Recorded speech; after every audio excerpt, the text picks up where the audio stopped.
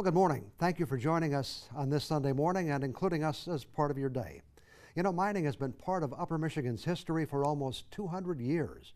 Actually, much longer than that, if we consider the ancient miners who reportedly came to the copper country thousands of years ago. But today our focus is on the region's newest operating mine. We'll start that discussion right now. From TV6, this is the Ryan Report. Here's your host, Don Ryan. Well, while the Eagle Mine is fairly new, if you consider the early exploration, its history really goes back to the 1950s. And then Kennecott Mining began to take a more serious look at the prospect in the 80s, and that continued as Kennecott became part of Rio Tinto, which moved the project forward through more exploration, permitting, and the development process. Eagle was acquired by Lundin Mining in 2013, and production began in 2014. This morning we'll learn more about Eagle and its parent company as we talk with the president and CEO of Lundin Mining, Paul Conybeare. Paul, welcome to the Ryan Report. Yeah, thanks very much, Don. Nice to have you with us. We'll talk more about Eagle and Lundin Mining, but first a little bit about you. Give our audience a chance to get to know you. I see from my notes that you were originally, it says, from the Mining Center of Sudbury, Ontario.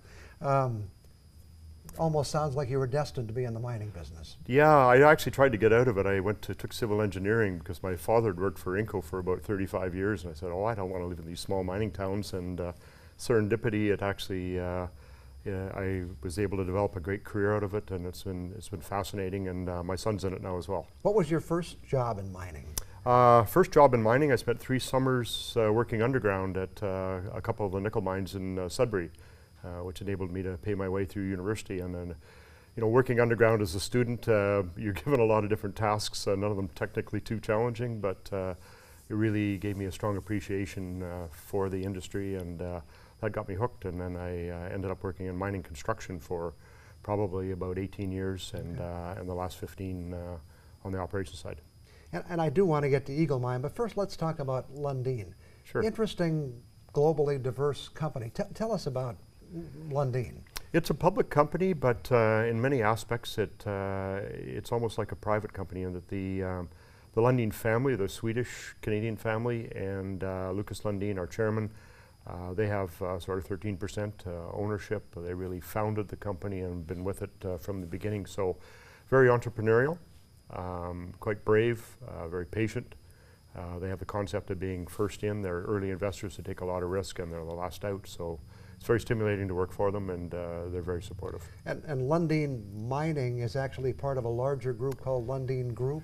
Yes, so that's I guess an informal moniker for a group of a dozen oil and gas and mining and one solar energy company that the Lundin family has a significant stake in. Each company is separately run, and Lundin Mining is the base metals company in this group. And you're primarily in copper, zinc, nickel? Copper in that order as far as tons, yes. Yeah, we're base metals, and that's what we do. And your corporate headquarters are in Toronto, but you don't have any mining operations in Canada. We have no mining operations in Canada, unfortunately. In this industry, you have to think globally, and you have to go where the tons and grade are. And we're very fortunate to have mines in excellent countries. Here in the U.S., we're in Chile, we're in Sweden, and we're in Portugal.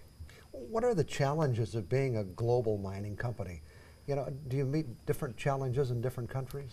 I think the first thing is to be sustainable. You have to be financially sound and patient because all the commodities go through cycles, maybe 7 years between peaks. The peaks are short and the valleys are long. So you have to be patient. You have to take risk in a prudent way. And certainly over the last decade, you have to be a member of the community. It's critical. So regardless of how good your deposit is or how much money you're making or not, you have to be part of the community, and you have to have the trust, the support, and superb relationships to be successful. Is that harder to do in some countries than others? For sure. I would say, generally speaking, the more sophisticated the economy, the more sophisticated the country, the tougher it is.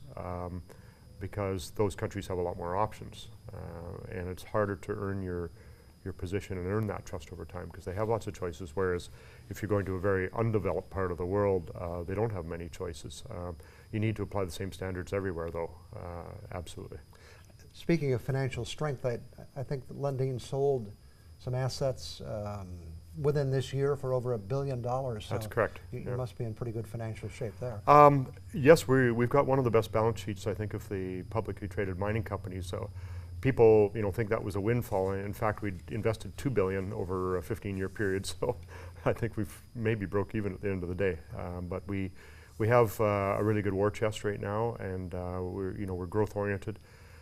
Number one priority is investing in our existing mines because each one of them has some expansion potential. As I understand it, and I recall, even before you got involved here, almost $1 billion was spent just in the development or the permitting phase of this project. And since then, you've spent probably almost another $1 billion. So it's a big business. It takes patience. You try to have judgment. You're expected to be an expert on what your commodity price is going to do, but it's really not that easy. There's so many external factors. So when we made the investment decision on Eagle, it was on an assumption of $8 per pound nickel. We've probably experienced 4.5 to 5. So you spend a lot of capital up front, and it often takes you 5 to 10 years to break even. And then that's why you're always really motivated to find more, because that's what really makes an economic success is lengthening the life of the mine. And I know it's difficult to predict, but what's the current outlook for commodity mineral prices? Yeah, I think so. We produce the copper price is back to being good. We've had 3 years of really tough commodity prices, and here in the UP, iron ore's been a tough business too. Right. Base metals similarly. 3 tough years, but it's starting to come out of it. So copper price is good, zinc price is good, nickel price is lagging. But we'd expect it to be a couple years before we're back into a good nickel market. Okay, we'll come back and talk about Eagle Mine in just a couple of minutes. Sure. Back with more on the Ryan Report after we take this break.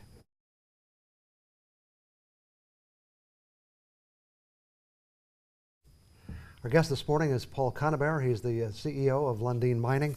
Let's talk about Eagle Mine. First of all, let's make sure people understand. First of all, the mining operation is in Big Bay. Yes. And then the product from there is transported to Humboldt. What happens at Humboldt? So there's an old iron ore mill there, the old Humboldt Mill, and which at one point in time historically was abandoned for quite some time. There's an old iron ore pit there that flooded, and really it was sort of an environmental reclamation site through a phase of its history. And as Rio Tinto, the original discoverers of the Eagle deposit, came in, they took a look at the best way to process that, and the strategy came up to refurbish, do environmental reclamation at the old Humboldt Mill, which I think had been owned by others, and completely rebuild it and use the ore from Eagle to process through the Humboldt Mill, so minimizing basically the environmental footprint change in the UP. What happens to the product that leaves Humboldt? So we produce 2 products, and think of them as sand. We produce a mineral concentrate, which has about 15% nickel in it, and that goes to smelters actually in Sudbury, so only about probably 7 hours drive away from here, and some of it offshore to Europe to nickel smelters. And we also produce copper in a concentrate, which is about 30% copper in the sand that goes out. It all goes out by rail. So in very secure types of transport, and it goes to Quebec in Canada to process through a copper smelter. Okay, and we kind of skipped over the mining part of it, but sure. It is underground, and many people here are familiar with the old style underground mines with the cages and everything that went underground, but you actually drive the equipment underground. Yeah, it's much simpler than like a shaft, which is historically for deep mines. It's a relatively shallow mine, so we've got a ramp, and we drive down with pickup trucks and then larger trucks to extract the ore. So it's very simple. It's a very simply shaped vertical ore deposit, so very conventional mining methods, and simple, safe, and highly productive. Is Lundin happy with what's happened at Eagle so far? Yeah, we're delighted. I mean, it's very, very hard to find mineral deposits anywhere in the world, and there's great competition for them. Uniquely, this is the only nickel mine in the United States, and these days it's a very strategic thing. So we're very fortunate and proud to be a member of the community and have a mine here in Michigan. Speaking of community, what kind of impact do you have on the community economically? I mean, starting out with employment during construction, I think we probably peaked at about 600 people in construction. It went on for a couple of years. The permanent operating staff and contractors that operate the mine and the mill, about 450 people. That's direct employment. And typical statistics in mining operations is anywhere from 3 to 5 to 1 jobs created for every 1 job at the mine. So definitely a couple thousand people directly impacted economically positively here in the UP. And you spoke to a group in Marquette recently and heard some very positive feedback about the impact of the Lundin Foundation, Yes, particularly supporting education.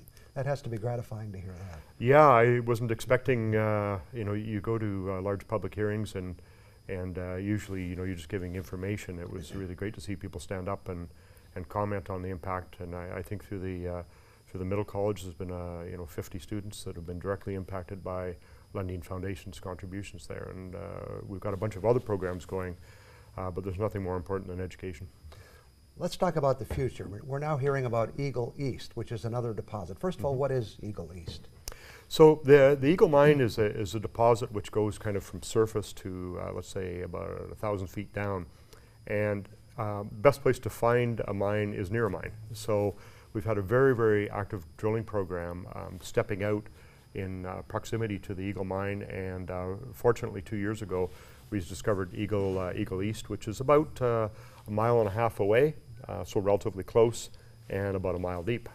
So we're actively drilling that now, and in fact we've got a ramp going from the bottom of Eagle Mine across to it, which will help with exploration, and subject to permits we'll be mining in 2020. And that would be mined, in a sense, from the existing mine. There would be no additional imprint on the That's the correct. surface. The same levels of extraction, and it comes up all through the same for. So environmental you know, footprint impact is zero at the mine. At this point, are you fairly confident about the permitting process? Never take anything for granted. There's a very comprehensive due process to follow here in Michigan. We've got excellent dialogue with the regulators. The standards are the highest possible in the industry, so we're confident we'll get the permits. You can't predict time though. Okay. I want to ask about where we go beyond Eagle East, if that's possible, but we have to take a break. Sure. I'll be back with more on the Ryan Report in just a couple of minutes.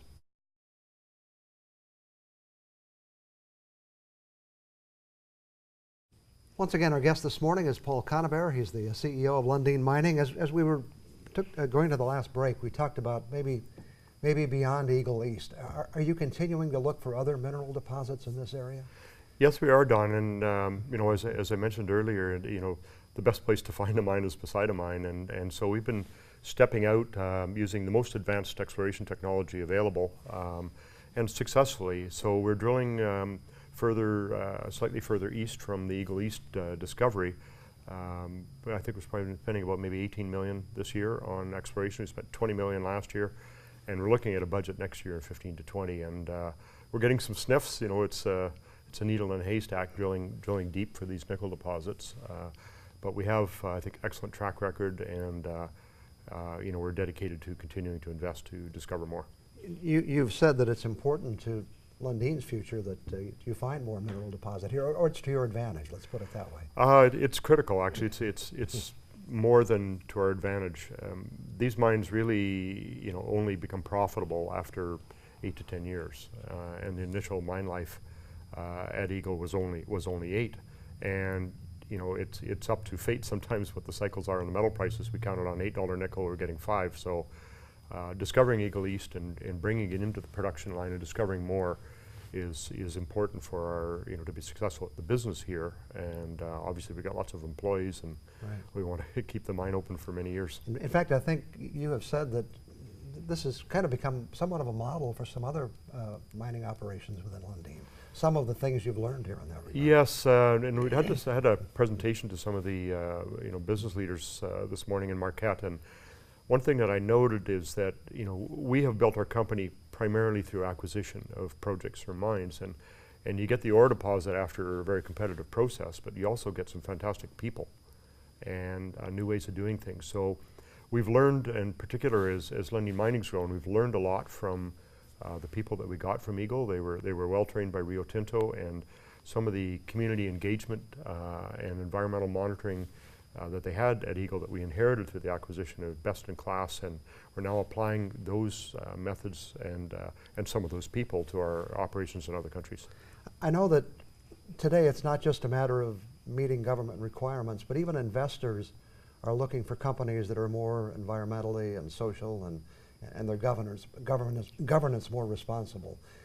That's something your company is concerned about. It's critical to our sustainability to have a very, very strong reputation in those areas. Quite different from mining, a couple decades ago, where your primary concern was to get the drill rig going and get the extraction out, get the plant going.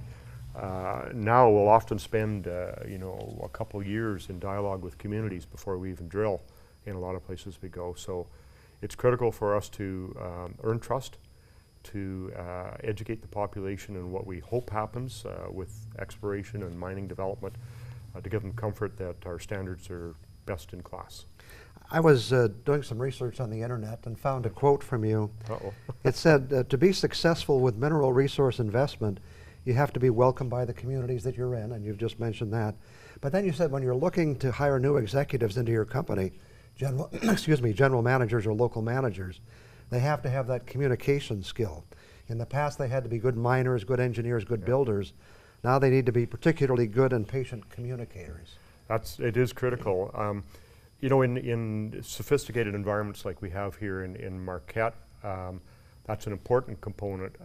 When we're going into developing world, it's so critical now because people don't understand in a lot of places what mining means. Here you've got a couple hundred years of history and legacy, so mining is well understood, and the benefits and challenges are well known. But communications from the minute we're on the ground and even before we've invested with the communities are components. So you have to have leaders on your team who can communicate. The other thing is, and I go back to my days at Cliffs back in the early days when a woman employee was almost in a spotlight. For example, there was a truck driver who made a lot of appearances at schools as a woman working in mining. Okay. And your company has really made an effort at hiring women and in fact recently appointed a woman as the general manager at the Eagle Mine. Yeah, we have Kristen Mariuza, and she's earned that. She was one of the people when we first acquired the Eagle Mine. Out of a team of about 70, she was really impressive from day one. She was very involved in environmental permitting. She's got super communication skills. She's technically very strong, well respected, and she's just been promoted to manage one of our 4 mines here. So we're quite delighted. She's earned every bit of it. Do you feel like Lundin is now part of the community, or are you feeling more part of it? Never take it for granted.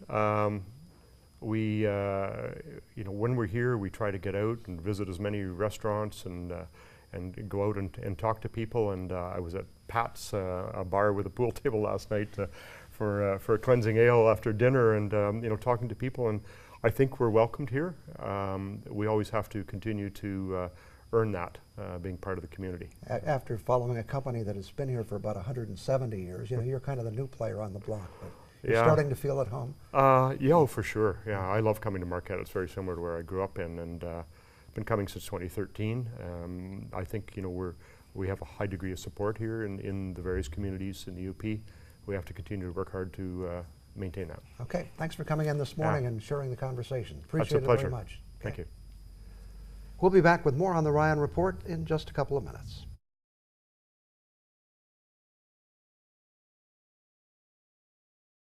Well, let's shift gears from the serious business of mining to the simple matter of how we know what time it is. As I get older, I often look back at how things have changed. Of course, you know that because I've gone down this path before. I'm not talking about big changes, but ordinary things that were just part of life when I was growing up. What set me off this time was a 10-year-old kid asking me for the time. I said it was 1:45. He just looked confused. 12:45 he would have understood, but 1:45 was just confusing. This kid may have been an exception, but the fact is that fewer and fewer kids are learning to tell time on a traditional clock. You know, the kind that's round with numbers on its face? At some point in our young lives, we all learned how to tell time that way. Time was something we saw on a clock, which helped us establish the concept of what a day is. We knew that twice around the clock was a day. A study has found that the widespread use of digital clocks on computers, watches, and mobile phones means that children learn to tell time this way. As I was writing this, I was looking around the TV6 newsroom. I saw 3 clocks, all with digital displays. I'm not sure why we need 3 clocks in one room, but perhaps that's a story for another day. In addition to those clocks, there was a small microwave with a digital clock. My computer shows a digital readout of the time.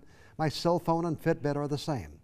So should we really care if the clocks we grew up with were to disappear from our lives? I think we should. Time on a digital clock just seems more abstract. It's just a set of numbers that come from somewhere. They don't really mean anything. I guess my real worry is that one day we'll be faced with the prospect of a world without traditional clocks, and there's just no romance or nostalgia to a digital display. Let me try to prove my point by closing with the words of an old song. My grandfather's clock was too large for the shelf, so it stood 90 years on the floor. It was taller by half than the old man himself, though it weighed not a pennyweight more. It was bought on the morn of the day that he was born, and was always his treasure and pride. But it stopped short, never to go again, when the old man died. Try to write words like that for a digital clock. Speaking of time, I'll be back in a minute. The Today Show is just moments away, but there is time to remind you that the latest news is available 24 hours a day at uppermichigansource.com. You can also find this show at that same address. Thanks to Paul Conybeare for joining us this morning with some insights into Lundin Mining's global operations and the company's Eagle Mine here in Marquette County. And thank you for being here. Hope we can look forward to seeing you again next Sunday morning.